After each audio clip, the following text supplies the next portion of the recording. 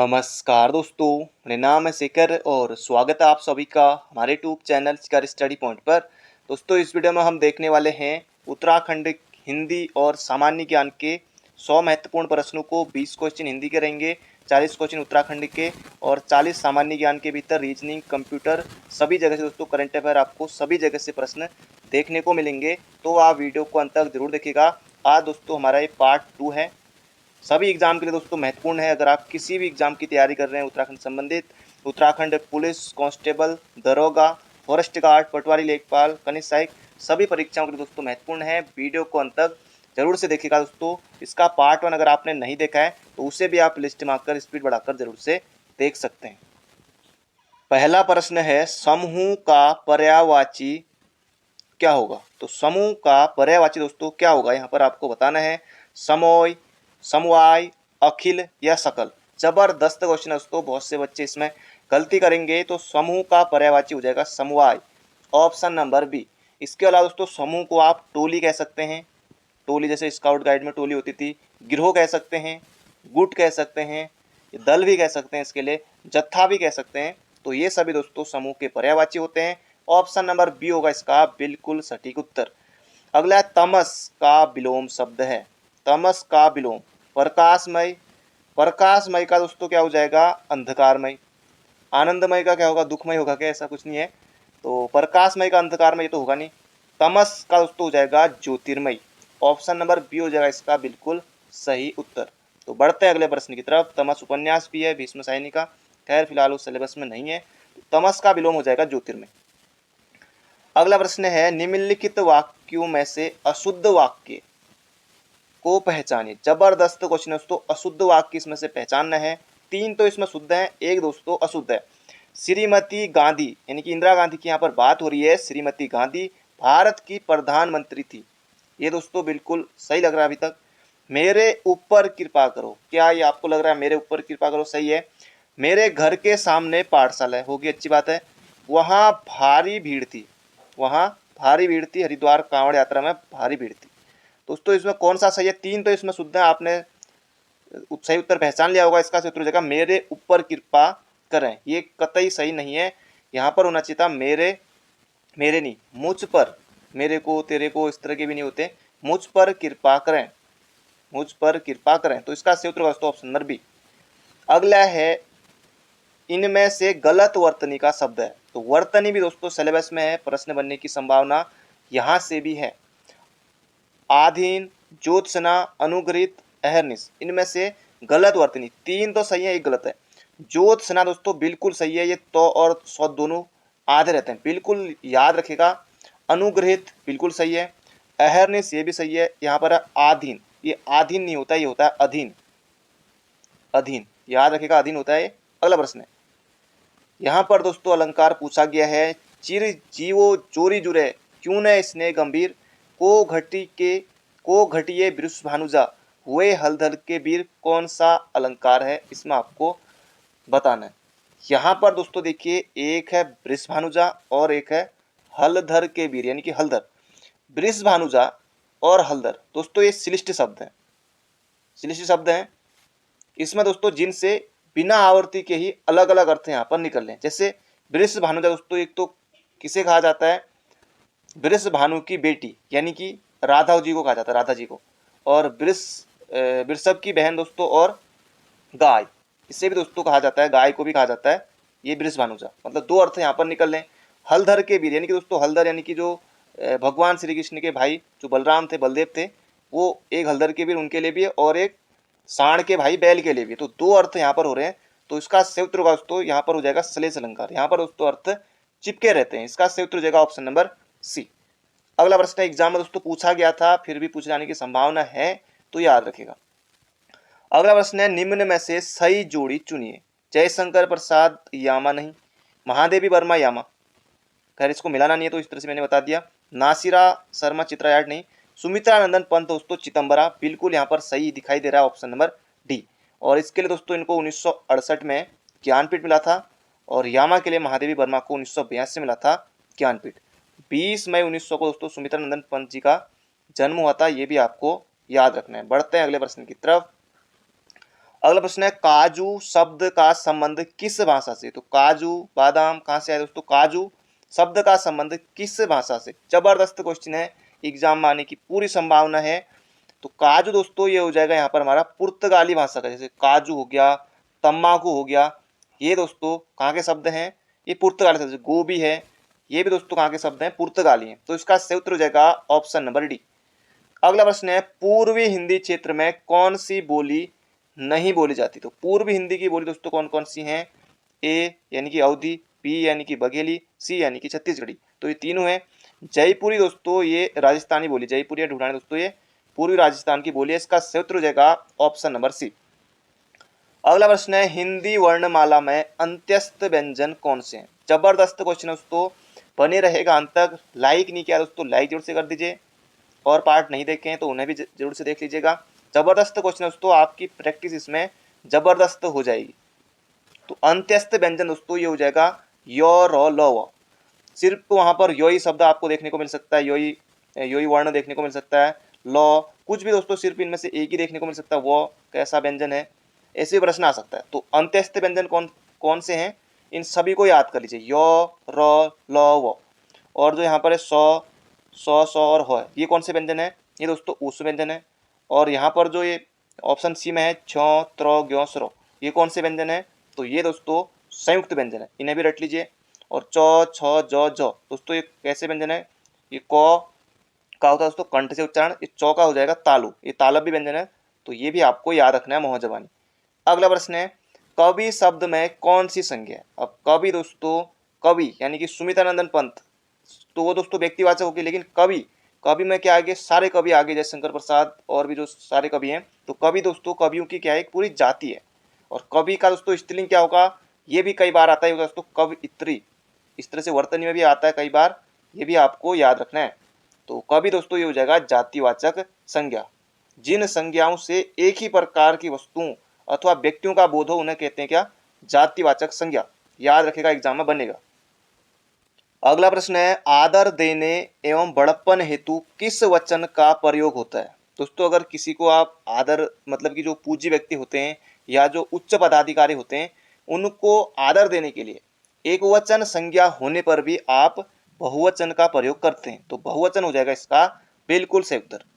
अगला प्रश्न है उठाना क्रिया का अकर्मक रूप है। तो उठाना का दोस्तों अकर्मक रूप क्या होगा, उठाएगा नहीं, प्रेरणार्थक, उठवाया प्रेरणार्थक हो जाएगा, और उठाया नहीं, ये हो जाएगा उठना। उठाना का अकर्मक रूप क्या होगा, होगा दोस्तों उठना। ऑप्शन नंबर डी होगा इसका बिल्कुल सही उत्तर। तो बढ़ते हैं अगले प्रश्न की तरफ। अगला प्रश्न है बच्चा गया, बच्चा गया इस वाक्य में प्रयुक्त काल पहचान है। सामान्य भूतकाल है या फिर पूर्ण भूतकाल है, भविष्य काल है। तो भविष्य की दोस्तों बात ही नहीं हो रही है कि बच्चा तो गया ना, वो जाए या तो भविष्य में जाएगा, ये नहीं, या सामान्य वर्तमान काल है। तो बच्चा गया दोस्तों ये हो जाएगा सामान्य भूतकाल। ऑप्शन नंबर ए, जिस काल से भूतकाल में क्रिया का सामान्य रूप से संपन्न होने का बोध हो, हमें पता चले, उसे दोस्तों क्या कहते हैं, सामान्य भूतकाल। ऑप्शन नंबर ए, बच्चा गया सामान्य भूतकाल। अगला है इनमें से कौन सा शब्द तत्सम नहीं है। अब तत्सम नहीं है तो दोस्तों क्या होगा, तद्भव होगा। जैसे अग्नि, साफ साफ पता चल रहा है कि ये तत्सम शब्द है, अग्नि का क्या होगा दोस्तों, आग होगा। यहाँ पर घट है, इसका क्या होगा, घड़ा हो जाएगा, तद्भव, ये भी तत्सम है। घोटक दोस्तों ये हो जाएगा घोड़ा। तो बचा दोस्तों तत्सम नहीं है मोती, मोती दोस्तों क्या है, तद्भव शब्द है, इसका तत्सम क्या हो जाएगा, मौक्तिक हो जाएगा। ये भी याद रखेगा, बन सकता है एग्जाम में। अगला प्रश्न है जिसका किसी भी तरह उल्लंघन नहीं किया जा सके शब्द समूह के लिए उपयुक्त शब्द है। जबरदस्त क्वेश्चन है, वायव्य, महाप्राज्य, अनुल्लंघनीय या उल्लंघनीय। देखिए यहाँ पर जिस, ये दोस्तों तो होंगे नहीं, जिसका किसी भी तरह उल्लंघन नहीं किया जा सके तो अनुलंघनीय। ऑप्शन नंबर सी होगा तो इसका बिल्कुल सटीक उत्तर। अगला प्रश्न है यहाँ पर हमारा निम्न मुहावरे का अर्थ है। इलायची बांटना। अब बताओ, इलायची बांटना, धोखा देना, प्रभावित करना, अपर्याप्त वस्तु होना या दावत देना। तो इलायची बांटना दोस्तों ये हो जाएगा दावत देना। Option number B. आप भी दोस्तों, क्या आप भी पुलिस में भर्ती होने पर इलायची बांटेंगे? तो इलायची बांटना यानी कि दावत देना। कोई भी लक्ष्य नामुमकिन नहीं, हारा वही जो लड़ा नहीं, जीत उसी की होगी जिसका संघर्ष है जारी। दोस्तों जरूर से आपको इलायची बांटनी है जॉब लगने के बाद, यानी कि दावत देना। खैर चढ़िए बढ़ते हैं अगले प्रश्न की तरफ। एक जबरदस्त है, कुछ आपको नया लग रहा होगा इलायची बांटने वाला। अगला है प्रत्यय के योग से बना शब्द कौन सा? प्रत्यय दोस्तों, इसमें प्रत्यय आपको पहचानना है किसमें होगा। सुगंध, सुगंध उपसर्ग, अपमान अब उपसर्ग, अनुकूल अनुपसर्ग है। तो मालिन, इसका दोस्तों क्या बनेगा? इन इसमें प्रत्यय है, इन इसमें प्रत्यय है, इसका सही उत्तर हो जाएगा ऑप्शन नंबर सी। मालिन में दोस्तों इन प्रत्यय है, ऑप्शन नंबर सी होगा इसका सही उत्तर। एग्जाम में पूछा गया था प्रश्न। अगला है संग्रहालय का सही संधि विच्छेद है। हलन तो होगा, मौन ही है। सत, व्यंजन संधि जरूर है लेकिन सत नहीं होगा, सत नहीं। सम धन ग्रह धन आलय, संग्रहालय कौन संधि? व्यंजन संधि। तो इसका सही उत्तर हो जाएगा दोस्तों ऑप्शन नंबर टी। अगला, पिता ने समझाया कि सदा सत्य बोलना चाहिए, यह वाक्य उदाहरण। दोस्तों एक की आ गया, बाकी कुछ भी आए हमें उससे कोई मतलब नहीं है। कोई आज्ञा दे रहे हैं पिता, क्या आपको लग रहा है ऐसा? तो नहीं करना आपको। इच्छावाचक नहीं, हो सकता है कि पिताजी की इच्छा हो लेकिन ऐसा कुछ नहीं है दोस्तों, ये हो जाएगा मिश्र वाक्य। तो आपको ये वाक्य सही करना है, पिता ने समझाया कि सदा सत्य, जो की आ गया। मिश्र वाक्य में एक मुख्य वाक्य होता है और दूसरा वाक्य उपवाक्य होता है। जैसे पिता ने समझाया कि सदा सत्य बोलना चाहिए, तो इसमें दूसरा वाक्य उपवाक्य होता है जो मुख्य वाक्य पर आश्रित होता है, इस पर जुड़ा रहता है। तो ये आपको याद रखना, की हो जाएगा, यहाँ पर आ जाएगा मिश्र वाक्य। तो ऑप्शन नंबर सी। अगला प्रश्न यहाँ पर हमारा, छत से ईंट गिरी। कई बार रहता है बिल्ली छत से कूद पड़ी, पत्ता पेड़ से गिरा, पेड़ से पत्ता गिरा, हिमालय से गंगा निकलती है, इस तरह के क्वेश्चन। तो छत से दोस्तों ये अपादान से, क्योंकि छत से ईंट गिर गई तो ये हो जाएगा अपादान से, अलगाव का भाव है, ऑप्शन नंबर ए। अगला प्रश्न है यहाँ पर हमारा, भारत के किस राज्य से कर्क रेखा गुजरती है? जबरदस्त क्वेश्चन है दोस्तों। कर्क रेखा भारत के 8 राज्यों से होकर गुजरती है दोस्तों। गुजरात है, गुजरात सबसे पहले। झारखंड भी दोस्तों बिल्कुल है। एमपी दोस्तों, एमपी से भी गुजरती है। छत्तीसगढ़ से भी गुजरती है, झारखंड से गुजरती है। पश्चिम बंगाल, त्रिपुरा, मिजोरम, इन सभी से दोस्तों गुजरती है। एक और है राजस्थान। तो इन 8 राज्यों से दोस्तों गुजरती है, इसका सही उत्तर हो जाएगा इन सभी से। याद रखें दोस्तों, अभी हाल ही में वीडियो के एग्जाम में भी प्रश्न ये आया हुआ था दोस्तों। पहले हम देख रहे हैं अभी जीके के क्वेश्चन, अभी उत्तराखंड भी आने वाले हैं, तो बने रहिएगा। हिंदी के हमने देख लिए हैं, लाइक कर दीजिए, लाइक नहीं किया है तो जल्दी से।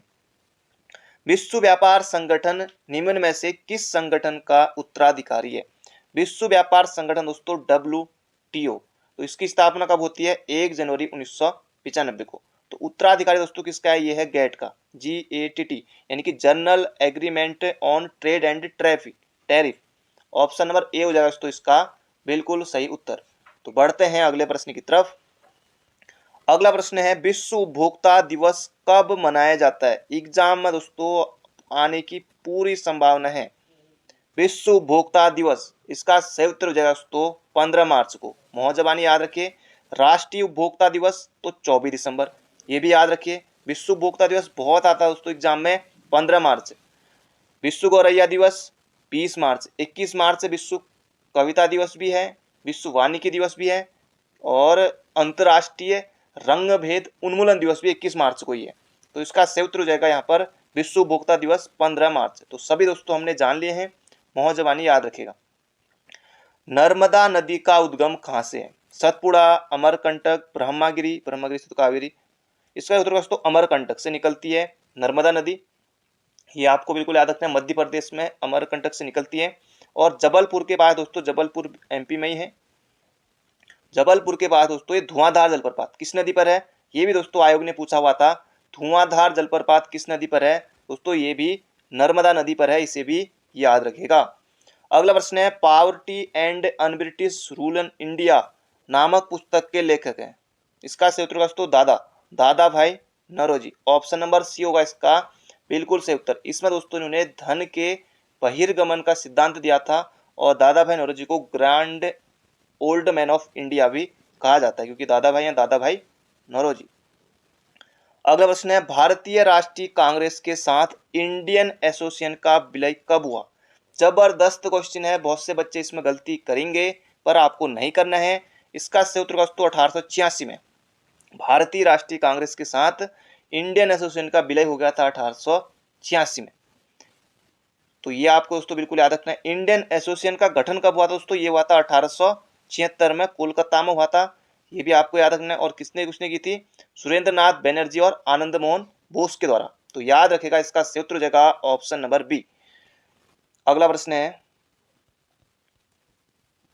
वायुमंडल की किस परत में समस्त मौसमी घटनाएं होती हैं? समताप मंडल, ओजोन मंडल, आयन मंडल या क्षोभ मंडल? दोस्तों ओजोन मंडल नहीं है, इसका सही उत्तर है क्षोभ मंडल। ट्रोपोस्फीयर में दोस्तों मौसम संबंधी समस्त घटनाएं होती हैं, ये आपको याद रखना है। और क्षोभ मंडल वायुमंडल की सबसे निचली परत कौन सी है? ये भी दोस्तों है क्षोभ मंडल। हवाई जहाज दोस्तों किस मंडल में होता है? तो हवाई जहाज किस मंडल में चलते हैं? होता है, नहीं गलत हो गया। ओजोन किस मंडल में पाई जाती है? ओजोन, ये जब बताएगा कमेंट बॉक्स में। और हवाई जहाज कहाँ चलते हैं, ये भी आपको कमेंट बॉक्स में बताना है। इसका सही उत्तर दोस्तों क्षोभ मंडल। अगला प्रश्न है, हाल ही में रितु खंडूरी किस राज्य की विधानसभा की पहली महिला स्पीकर बनी है? दोस्तों ये उत्तराखंड की हमारे आपको पता ही है, पहली महिला विधानसभा स्पीकर बनी है रितु खंडूरी। तो ये आपको बिल्कुल याद रखना है। इसका सही उत्तर हो जाएगा ऑप्शन नंबर बी। 5वें नंबर की दोस्तों ये स्पीकर है और उत्तराखंड की पहली महिला स्पीकर, ऑप्शन नंबर बी। अगला प्रश्न है, और कहाँ से दोस्तों ये कौन सी सीट से चुनाव जीती थी, ये आप कमेंट बॉक्स में बताइएगा। रितु खंडूरी के बारे में, भुवन चंद्र खंडूरी की दोस्तों ये पुत्री है, तो ये कमेंट बॉक्स में बताइएगा। अगला प्रश्न है, एन बीरेन सिंह किस राज्य के दूसरी बार मुख्यमंत्री बने? अब उत्तराखंड पुष्कर सिंह धामी, यूपी के योगी। अब आपको पता है ये दो ऑप्शन होंगे नहीं। अब एन बीरेन सिंह गोवा या मणिपुर? दोस्तों इसका सही उत्तर हो जाएगा मणिपुर। मणिपुर दोस्तों प्रश्न बन सकता है एग्जाम में, मणिपुर में भी चुनाव हुए थे, गोवा में भी चुनाव हुए थे। तो मणिपुर में दोस्तों कौन बने? एन बीरेन सिंह दूसरी बार सीएम बने हैं। और प्रमोद सावंत दोस्तों ये गोवा में सीएम बने। ये भी आपको याद रखना एग्जाम में आएगा। तो दोनों याद रखेगा, एन बीरेन सिंह कहाँ? मणिपुर में, और प्रमोद सावंत कहाँ? गोवा में। अगला प्रश्न है दोस्तों, भारत की भुगतान प्रणाली यूपीआई को अपनाने वाला पहला देश कौन बना? दोस्तों करंट अफेयर का प्रश्न है। यूपीआई की दोस्तों बात करें तो यूनिफाइड पेमेंट इंटरफेस इसकी फुल फॉर्म है, और इसको अपनाने वाला पहला देश दोस्तों कौन बना है? भूटान। अगर आपने उत्तर दिया है तो आप बिल्कुल गलत हैं, ये हो जाए दोस्तों नेपाल, ऑप्शन नंबर डी। अगला प्रश्न है, भारत ने किस देश के साथ नौसैनिक अभ्यास सिम्बेक्स किया? दोस्तों ये आपको यहाँ पर बताना है, सिम्बेक्स का 28वां संस्करण किया। तो सिम्बेक्स दोस्तों 100 से 100 याद रखिए, Singapore, option number B. Bharat और नेपाल के भी दोस्तों, भारत और श्रीलंका है, भारत और श्रीलंका के भी दोस्तों मित्र शक्ति होता है, ये भी आपको याद रखना है। भारत और नेपाल के बीच सूर्य किरण दोस्तों की ये आपको पता है, सूर्य किरण होती है भारत और नेपाल के बीच, ये भी आपको बिल्कुल याद रखना है। वज्र प्रहार दोस्तों जो एक्सरसाइज है वो किसके बीच होती है? वो भारत और अमेरिका के बीच। बाकी दोस्तों बहुत सारे एक्सरसाइज हैं, किसी अगली वीडियो में देखेंगे। अगला प्रश्न है, एमएस वर्ड डॉक्यूमेंट में शब्दों के नीचे लाल रंग की रेखा लहर दर्शाती है। दोस्तों इस तरह से लाल रंग इस तरह से बन जाता है जब आप कोई वर्तनी में त्रुटि करते हैं, ऑप्शन नंबर ए। देखिए मुद्रण में त्रुटि, व्याकरण में त्रुटि, जबरदस्त ऑप्शन बने हैं, तो वर्तनी में त्रुटि इसका बिल्कुल बिल्कुल सही उत्तर है। अगला प्रश्न है, निम्न में से कौन सा एंटीवायरस सॉफ्टवेयर नहीं है? क्विक व्हील दोस्तों बिल्कुल है, क्विक व्हील दोस्तों बिल्कुल है, और एवास्ट दोस्तों ये भी है, ये भी है, और एबीजी ये भी है। तो इसका सही उत्तर हो जाएगा नारफ्लेक्स। ये दोस्तों एंटीवायरस सॉफ्टवेयर नहीं है। ऐसे क्वेश्चन दोस्तों एग्जाम में आते हैं, पूछा गया है ये प्रश्न भी। डाटा प्रोसेसिंग में डीबीएमएस बहुत ज़्यादा महत्वपूर्ण है। फिर से आपको DBMS, database management system, option number C. सीधे सीधे मौजबानी याद रखिए, डाटाबेस मैनेजमेंट सिस्टम, सीधे सीधे एग्जाम में बनेगा, दिखाई देगा प्रश्न। अगला प्रश्न है, ज्योतिबा फुले ने निम्नलिखित में से किसकी स्थापना की? दोस्तों ये की थी सत्यशोधक समाज की स्थापना। कब की थी? तो 1873 में। ये भी आपको बिल्कुल याद रखना है। गुलामगिरी दोस्तों इनकी पुस्तक है, ये भी मौजबानी याद रखिए। और इसके अलावा सार्वजनिक सत्य धर्म, ये भी इनकी पुस्तक है ज्योतिबा फुले की। तो सत्यशोधक समाज की स्थापना की थी, याद रखिएगा। अगला प्रश्न है, 1905 में लॉर्ड कर्जन द्वारा किया गया बंगाल का विभाजन कब तक अस्तित्व में रहा? बंगाल विभाजन दोस्तों कब हुआ था? 1905 में, लॉर्ड कर्जन के समय था। ये प्रश्न याद रखें, कब तक दोस्तों अस्तित्व में रहा था? प्रथम विश्व युद्ध तक, यानी कि 1914 तक नहीं। भारत के 1947 में हुए विभाजन तक कतई नहीं, इतना लंबा नहीं चला था। ये दोस्तों चला था सम्राट पंचम के 1911 के शाही दरबार तक। उसके बाद दोस्तों फिर रद्द हो गया था और 1912 में दोस्तों दिल्ली भारत की राजधानी बनती है। तो इसका सही उत्तर हो जाएगा ऑप्शन नंबर बी। सविनय अवज्ञा आंदोलन दोस्तों ये चलता है 1930 में। अब दोस्तों यहाँ पर कुछ युद्ध दिए हुए हैं और विरोधी शासक जो कि दोस्तों बाबर ने लड़े हैं, तो देख लेते हैं। बाकी दोस्तों ये ऑप्शन से आप आसानी से कर सकते हैं, लेकिन यहाँ पर इस तरह से ही देख लेते हैं। ऑप्शन तो खैर आपको वहां याद रखना ना। पानीपत का प्रथम युद्ध 1526 में हुआ था, बाबर और इब्राहिम लोदी। बिल्कुल याद रखेगा, पानीपत का प्रथम युद्ध किसके बीच हुआ था? तो बाबर और इब्राहिम लोदी के बीच। एक नंबर के लिए। खानवा का युद्ध 1527 में बाबर और राणा सांगा, बाबर और राणा सांगा, ये जाएगा। चंदेरी का युद्ध 1528 में बाबर और मेदिनी राय। घाघरा का युद्ध 1529 में ये हो जाएगा महमूद लोदी के साथ।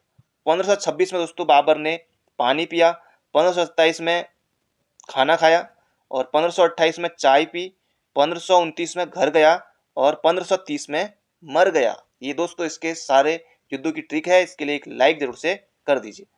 तो ये दोस्तों मैंने आपको बता दिया। बढ़ते हैं अगले प्रश्न की तरफ। ऑप्शन आपको किसी में मिल जाएगा, याद मत रखिए। अगला प्रश्न है, यदि एक व्यक्ति 180 देशांतर को पूर्व से पश्चिम की ओर जाते हुए पार करता है तो क्या होगा? दोस्तों एक दिन घटेगा, एक दिन कम हो जाएगा। ये हो जाएगा ऑप्शन नंबर बी। अगला प्रश्न है, बंद अर्थव्यवस्था वह अर्थव्यवस्था है जिसमें केवल निर्यात होता है? नहीं। बाजार बजट घाटा कम होता है? नहीं। केवल आयात? नहीं। विदेशी व्यापार दोस्तों नहीं होता है। तो इसका सही उत्तर हो जाएगा, बंद अर्थव्यवस्था में दोस्तों विदेशी व्यापार नहीं होता है, राष्ट्रीय अंतरराष्ट्रीय व्यापार दोस्तों इसमें कुछ नहीं होता उस समय। Option number D. अगला प्रश्न है, बिल्कुल छपने वाला प्रश्न है, राष्ट्रीय ग्रामीण एवं पंचायती राज संस्थान ये दोस्तों कहाँ है? राष्ट्रीय ग्रामीण विकास संस्थान NIRD दोस्तों ये है हैदराबाद में। तो मोहजबानी याद रखिए, राष्ट्रीय ग्रामीण एवं पंचायती राज संस्थान हैदराबाद में है। 1964 में दोस्तों स्थापना हुई थी। अगला प्रश्न है, वैट लगता है। वैट दोस्तों क्या है? Value added tax. ये दोस्तों वैट कैसा कर है? ये दोस्तों अप्रत्यक्ष कर है। अप्रत्यक्ष वैट अपनाने वाला दोस्तों उत्तराखंड 22वां राज्य था 1 अप्रैल 2005 में। और वैट दोस्तों ये कैसा कर है दोस्तों? उत्पादन एवं बिक्री के मध्य सभी चरणों पर वैट लगता है। तो इसका सही उत्तर हो जाएगा हमारा ऑप्शन नंबर सी। वैट की शुरुआत दोस्तों फ्रांस से हुई थी 1954 में। ये भी लगे हाथ याद रखिए। इसका सही उत्तर हो जाएगा ऑप्शन नंबर सी। अगला प्रश्न है, सुपर 301 क्या है? जबरदस्त क्वेश्चन है। क्या आधुनिक कंप्यूटर है? आपको लग रहा होगा। चावल की किस्म है, कीटनाशक है या फिर अमेरिकी व्यापार कानून है? दोस्तों सुपर 301 अमेरिकी व्यापार कानून है। सुपर 301 अमेरिका व्यापार अधिनियम 1947 की दोस्तों धारा 301 से संबंधित है। तो ऑप्शन नंबर डी हो जाएगा इसका बिल्कुल सटीक उत्तर। अगला प्रश्न है यहाँ पर हमारा, भारत में श्वेत क्रांति का जनक किसको माना जाता है? तो वर्गीज कुरियन इसका बिल्कुल सही उत्तर है दोस्तों। Option number C. Norman Borlaug Bharat में हरित क्रांति के जनक, सॉरी उल्टा बोल दिया हमने, विश्व में हरित क्रांति के जनक नॉर्मन बोरलॉग, भारत में हरित क्रांति के जनक MS स्वामीनाथन। विलियम गौड़ ने दोस्तों हरित क्रांति शब्द का सबसे पहले प्रयोग किया था। विलियम गौड़ ने, विलियम गांधी यहाँ पर लिखा है तो विलियम गांधी ने। तो ये आपको याद रखना है। तो श्वेत क्रांति का जनक दोस्तों ये हो जाएगा डॉक्टर वर्गीज कुरियन। तो मोहजबानी याद रखिएगा, एग्जाम में गलती नहीं करना। तो बढ़ते हैं अगले प्रश्न की तरफ। अगला प्रश्न है, भारत में पंचायतों द्वारा निम्न में से कौन सा कर संग्रहित किया जाता है? तो ग्राम पंचायत दोस्तों ये स्थानीय मेलू पर कर लगा सकती हैं। Option number D. बिक्री कर और भू राजस्व कर दोस्तों ये राज्य सरकार लगाती है, ये आपको याद रखना है। सीमा शुल्क दोस्तों ये केंद्र सरकार लगाती है, ये भी मोहजबानी याद रखेगा। इसका उत्तर हो जाएगा ऑप्शन नंबर डी।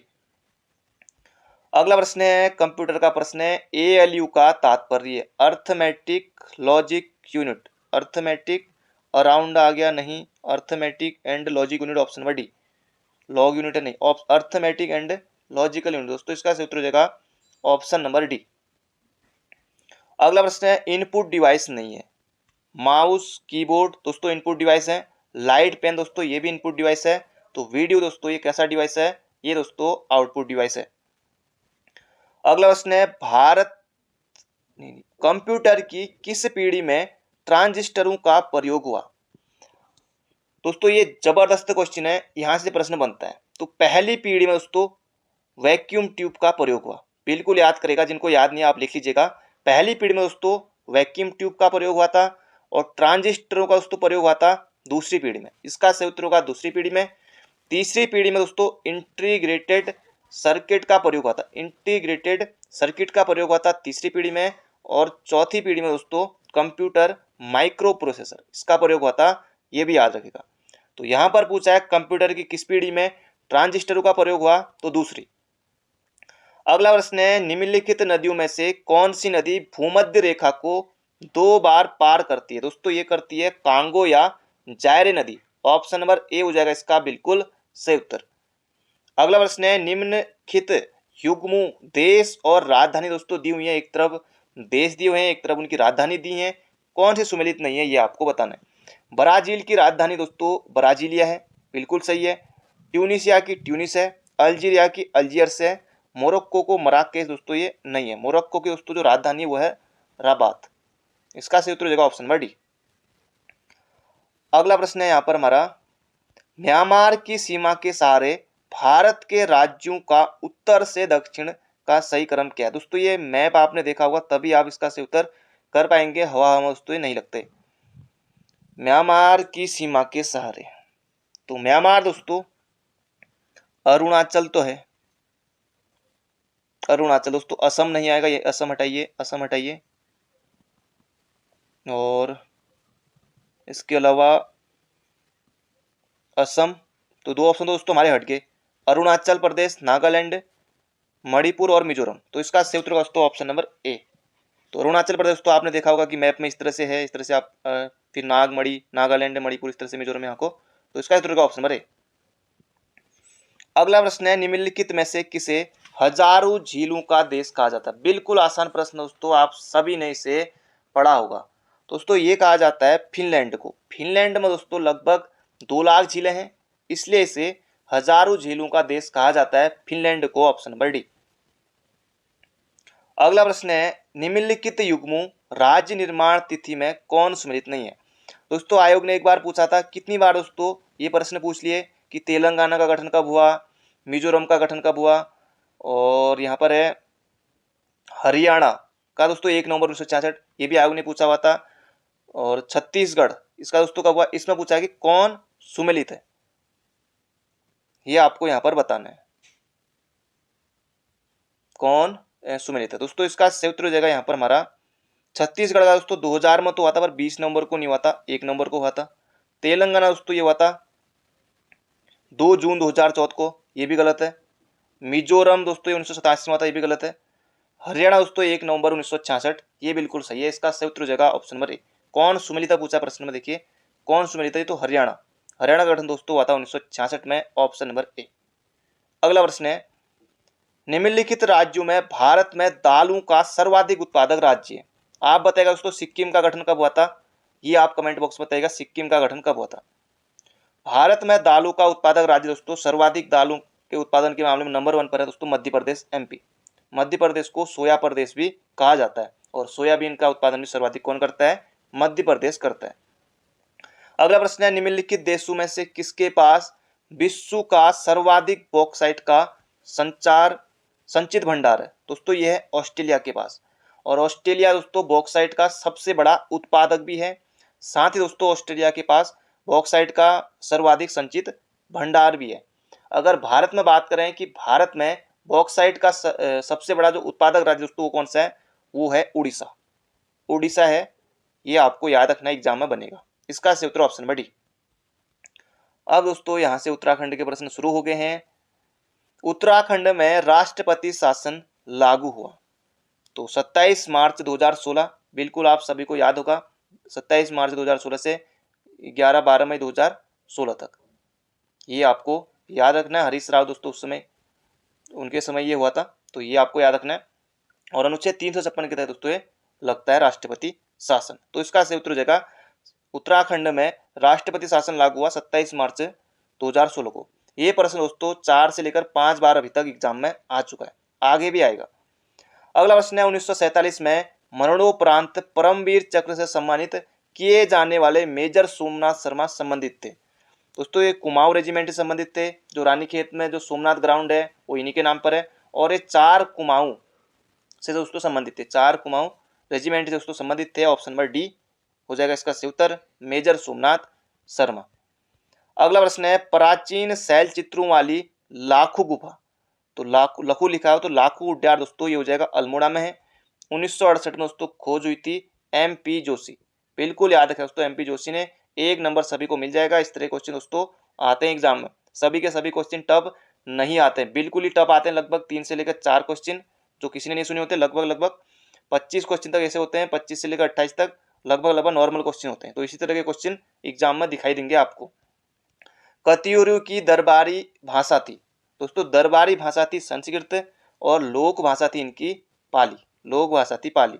तो इसका सही उत्तर हो जाएगा ऑप्शन नंबर सी।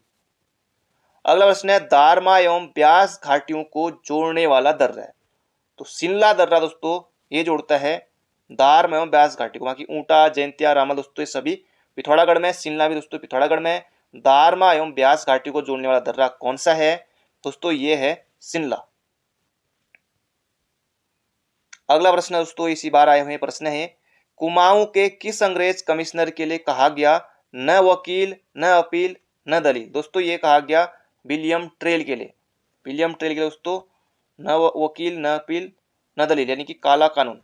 तो रॉलेट एक्ट जो था ना उसी को दोस्तों एक ट्रेल के लिए कहा गया है कुमाऊं में, ये आपको बिल्कुल याद रखना है। और एटकिंसन ने तो ट्रेल के शासनकाल को माँ बाप सरकार का है और सख्त तथा मंत्री का है, तो ये भी आपको याद रखना है। माँ बाप सरकार का है मतलब कि ट्रेल के काल को एटकिंसन ने, ये भी आपको याद रखना है।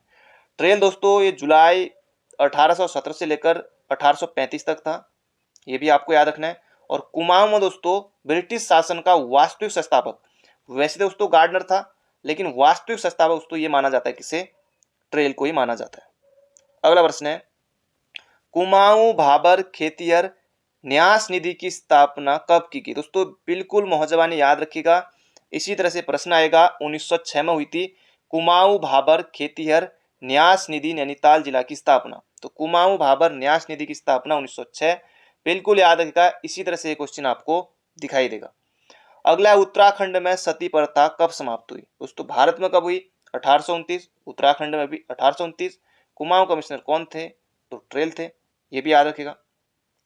कुमाऊं के चौथे कमिश्नर कौन थे। दोस्तों पहले कमिश्नर बात करें तो गार्डनर, गार्डनर के बाद ट्रेल, ट्रेल के बाद गोबान, गोबान भाई साहब, गोबान के बाद आए लूसिंगटन, लूसिंगटन के बाद आए दोस्तों बैटन भाई साहब, बैटन के बाद आए कुमाऊं के राजा हेनरी रैमजे।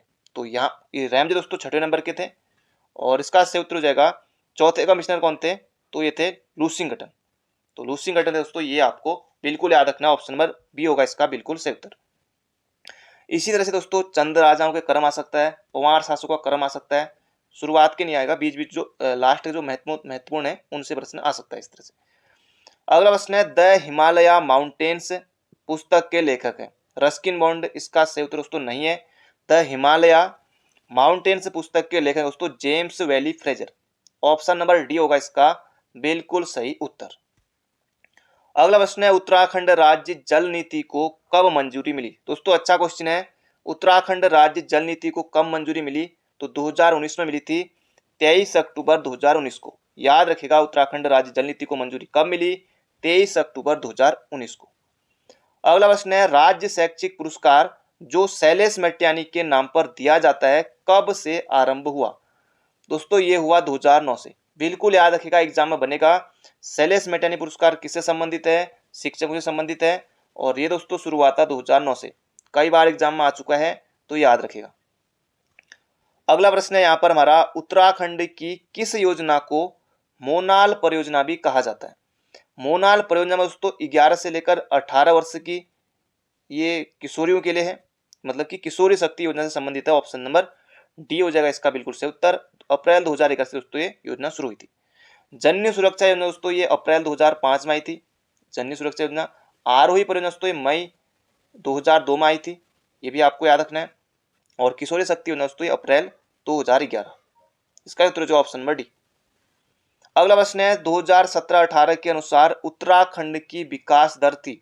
जबरदस्त क्वेश्चन है, परीक्षा में मिल जाएगा। इसका सही उत्तर होगा दोस्तों 7.3%। अगला प्रश्न है, सदाबहार प्रश्न है, न जाने दोस्तों कितनी बार परिभाषा बदलकर एग्जाम में ये आ चुका होगा, लगभग हर एग्जाम में दिखाई देता है ये प्रश्न। वीर चंद्र सिंह गढ़वाली पर्यटन रोजगार योजना की शुरुआत कब हुई? 1 जून 2002। सीधे याद रखिए, इस तरह से प्रश्न बनेगा, कई बार आ चुका है, सदाबहार प्रश्न है, याद रखिएगा, सभी को याद ही होगा। अगला प्रश्न है, किरमोली जल विद्युत परियोजना किस नदी पर है? एक दोस्तों है किरमोली और एक है करमोली, दोनों में अभी आपको बताऊंगा। किरमोली जल विद्युत परियोजना दोस्तों ये है गौरी गंगा पर, पिथौरागढ़ में। अगर आए करमोली, करमोली दोस्तों ये कहाँ है? उत्तरकाशी में है, और ये है जाड़ गंगा पर। दोनों में अंतर है, करमोली जाड़ गंगा पर और किरमोली गौरी गंगा पर। तो दोनों महजबानी याद रखिए। बढ़ते हैं अगले प्रश्न की तरफ। अगला प्रश्न है, कारबेट पर्यटकों के लिए एक स्विस कंपनी द्वारा किस स्थान पर एक छोटा सा हवाई अड्डा विकसित किया जा रहा है? पंतनगर, बाजपुर, काशीपुर या किच्चा? दोस्तों ये किया जा रहा है बाजपुर। ये आपको बिल्कुल याद रखना है, बाजपुर वही है जिससे कि बाज बहादुर चंद ने बसाया था। अगला प्रश्न दोस्तों ये भी सदाबहार प्रश्न आगे हैं, राज्य में किसान रत्न सम्मान योजना की शुरुआत कब हुई? तो किसानों को सम्मान देने के लिए दोस्तों किसान रत्न सम्मान योजना की शुरुआत हुई थी 2009 में। शैलेश मटियानी पुरस्कार दोस्तों 2009 में, ये भी आपको बिल्कुल याद रखना। अटल खाद्यान्न दोस्तों 2011 में। अगला प्रश्न है, राज्य में प्रथम दुग्ध संघ की स्थापना कब हुई? तो 1949 में हुई। कहाँ की दोस्तों? ये की गई थी हल्द्वानी में, ये भी आपको याद रखना है। अगला प्रश्न है, टिहरी बांध की ऊंचाई कितनी फुट है? अब दोस्तों अभी तक आपने पढ़ा है कि टिहरी बांध की ऊंचाई 260.5 मीटर है। फुट में तो एग्जाम में आया नहीं दोस्तों, ये हो जाएगा 855 फुट है। ऑप्शन नंबर ए हो जाएगा इसका बिल्कुल ऐसे उत्तर। बाकी जिनकी मैथ होगी उन्होंने पढ़ा होगा तो आसानी से निकाल भी सकते हैं, बाकी और भी निकाल सकते हैं, ऐसा कुछ नहीं है। अगला प्रश्न है, जिन्होंने पढ़ा है, किस मृदा को अल्पाइन चारागाह पास्चर्स मृदा भी कहा जाता है?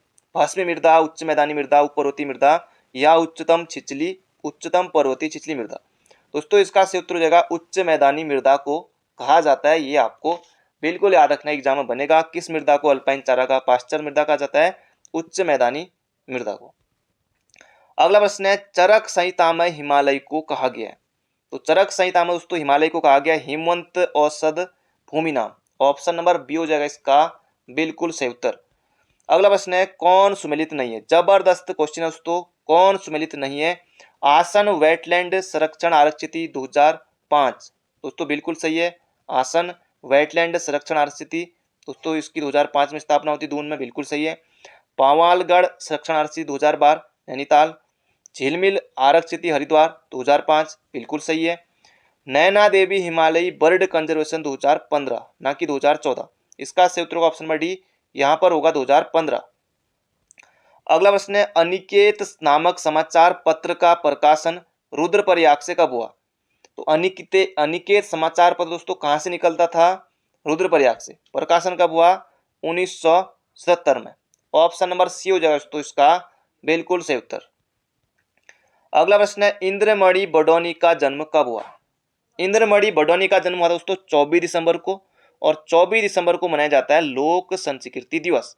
इंद्रमणि बडौनी के जन्म दिवस को लोक संस्कृति दिवस के रूप में मनाया जाता है, ये भी आपको याद रखना है। और 24 दिसंबर 1924 को हुआ था। उत्तराखंड के गांधी ने कहा जाता है, ये भी आपको याद रखना है। अगला प्रश्न है, 29 अप्रैल 2011 को काशीपुर में भारतीय प्रबंधन संस्थान IIM की स्थापना हुई थी। तो डेट आप याद रखिएगा, 29 अप्रैल 2011 की है, काशीपुर में हुआ था। भारतीय प्रबंधन संस्थान देश के किस नंबर का भारतीय प्रबंधन संस्थान है? 11वां, 12वां, 13वां या 15वां? दोस्तों इसका सही उत्तर आप बताइएगा कमेंट बॉक्स में। और कौन सी पंचवर्षीय योजना के दौरान हुआ था, ये भी आपको कमेंट बॉक्स में छापना है, तो ये भी आप बताइएगा कमेंट बॉक्स में। अगला प्रश्न है, जल कंचव आभूषण किस अंग में पहना जाता है? हाथ, कान, नाक या पैर में? तो जल कंचव जो आभूषण है ये पहना जाता है कान में। Option number B. अगला प्रश्न है, चैती और नोबी नामक त्योहार किस जनजाति द्वारा मनाए जाते हैं? तो 4 जनजाति के यहाँ पर ऑप्शन है, थारू, राजी, बोक्सा, जौनसारी। तो चैती, नोबी, होगड़, डोलिया, गोड दोस्तों मनाए जाते हैं बोक्साओं के द्वारा। तो ये आपको बिल्कुल याद रखना है। तो बढ़ते हैं अगले प्रश्न की तरफ। साकरिया देवता की पूजा दोस्तों कौन से लोग करते हैं? तो बोक्सा, जनजाति के लोग करते हैं, ये भी आपको बिल्कुल याद है। काशीपुर की चामुंडा देवी इनकी प्रमुख देवी है। अगला प्रश्न है पैगोडा क्या है? तो पैगोडा दोस्तों आपने सुना होगा ब्लैक पगोडा, कोणार्क का सूर्य मंदिर। तो पैगोडा दोस्तों क्या है? ये है छत्र युक्त मंदिर। तो पैगोडा क्या है? छत्र युक्त मंदिर है कत्यूरी के समय की। ये हो जाएगा हमारा ऑप्शन नंबर ए। पैगोडा क्या है? तो छत्र युक्त मंदिर। अगला प्रश्न है चंदू के समय युद्ध के समय, चंदू के समय युद्ध के समय लिया जाने वाला कर। दोस्तों ये था मांगा कर। एक सभी से मांगा जाता था, 1 रुपये हो जाएगा मांगा कर। अगला प्रश्न है, ये नियमावली न्याय पाने वालों के लिए था।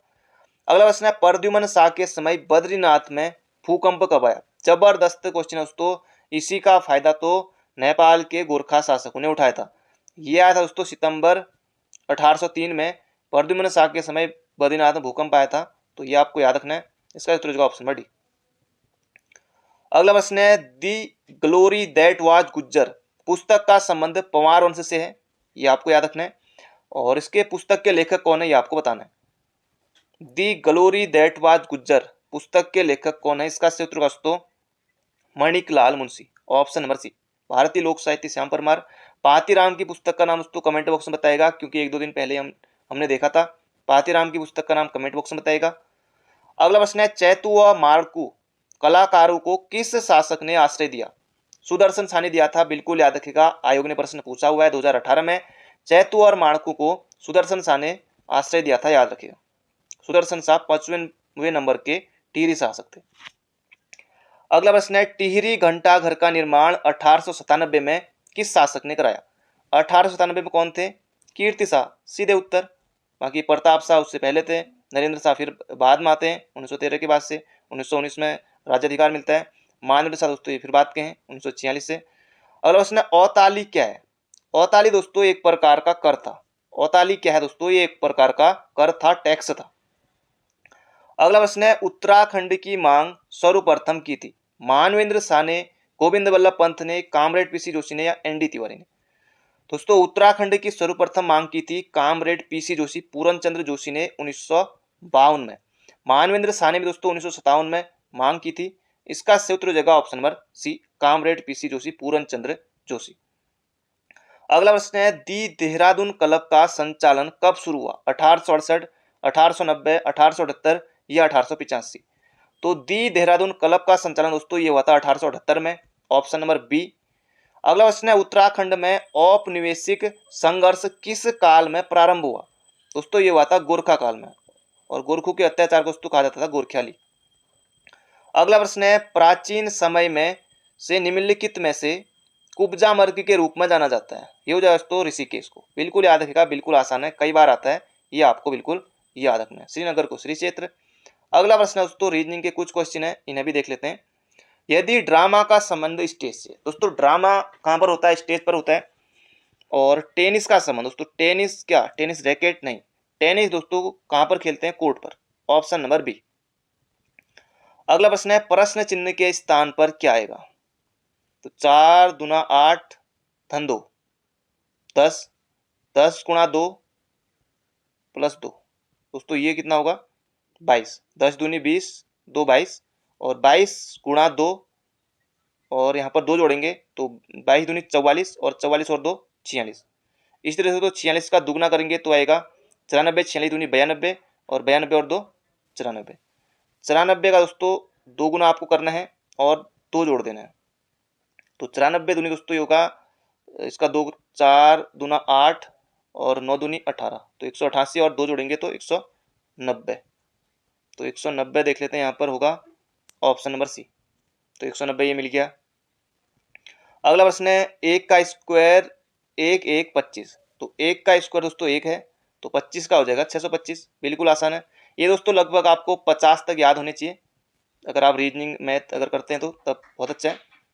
अगला प्रश्न है फाइल को ये लिखा जाता है तो लाइव को उसी संकेत भाषा में क्या लिखा जाएगा? दोस्तों इतना गणित इसमें नहीं लगाना है। एफ को 4 लिखा है, आई को 6 लिखा है, एल को 9 लिखा है, और ई को 0 लिखा है। एक बात दोस्तों, फाइल ये है, और फाइल का दोस्तों यहाँ पर लाइव लिखा हो, देखिए एल ये भी है, एल ये भी है, आई ये भी है, आई ये भी है, ई ई एफ एफ। तो ये दोस्तों मिल गया है। देखिए एल के लिए दोस्तों क्या लिखा है, देखिए एल का कौन सा है यहाँ पर 9, तो L का 9 आया ना। I के लिए क्या है, दूसरे नंबर पर है 6, 96। 96 किस ऑप्शन में, 2 ऑप्शन में। F के लिए आएगा 4, तो 964। तो देखिए इनमें है ही नहीं, 0 आ जाएगा, इसका सत्तर का ऑप्शन बड़ी। तो रीजनिंग में दोस्तों ये होता है कि अगर कोई ऑप्शन आपको, ऑप्शन से दोस्तों रीजनिंग करने में ज़्यादा सही रहता है। इसका सत्तर का ऑप्शन बड़ी। बाकी दोस्तों आप आराम से सॉल्व कर लीजिएगा वीडियो रोककर। प्रेम घृणा मित्र क्या, प्रेम घृणा दोस्तों मित्र का क्या, शत्रु। बिल्कुल आसान है, मित्र शत्रु प्रेम घृणा। अगला प्रश्न है, ये दोस्तों हमारा आखिरी प्रश्न है, और यहाँ पर क्या आएगा वैसे दोस्तों, होने को ये भी आसान है। B2, D4, G7, K11, P16 क्या आएगा दोस्तों, ये कमेंट बॉक्स में बताएगा। बिल्कुल आसान है, ये लास्ट क्वेश्चन है, इसका सही उत्तर बताएगा कमेंट बॉक्स में। बाकी मिलते हैं बहुत जल्दी एक नई वीडियो में। चैनल पर नए हो तो चैनल को सब्सक्राइब जरूर कर लीजिएगा, और अभी तक आपने वीडियो को लाइक नहीं किया है, लाइक करके जुड़ जाएगा। Thank you friend, thank you so much. अपना ध्यान रखिए, स्वस्थ रहिए, मस्त रहिए। मिलते हैं बहुत जल्दी एक नई वीडियो में।